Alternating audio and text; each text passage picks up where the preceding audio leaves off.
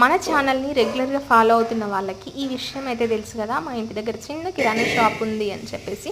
So మా ఆయన Dubai నుండి వచ్చిన తర్వాత మేము సపరేట్గా మా ఫ్యామిలీ లైఫ్ని స్టార్ట్ చేసిన తర్వాత ఫైనాన్షియల్గా మేమైతే చాలా స్ట్రగుల్స్ ఫేస్ చేస్తున్నాం అన్నమాట. ఆ ఫేజ్లో అయితే మా అమ్మ నాకు చాలా సపోర్టివ్గా ఉంది.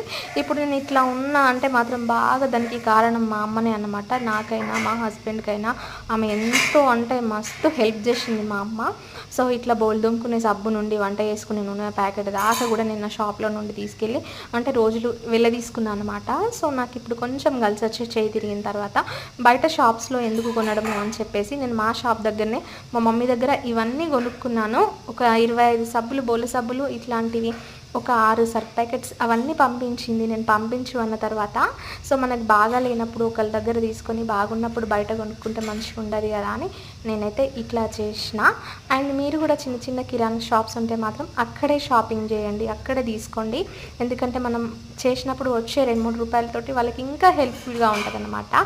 సో ఏ సూపర్ మార్కెట్ వాడు కూడా మన మొహాలు చూసి 10 రూపాయలు కూడా ఉద్ధరియ్యడు. సో చిన్న షాప్స్ వాళ్ళే మనకి ఉద్ధరిస్తారు కదా.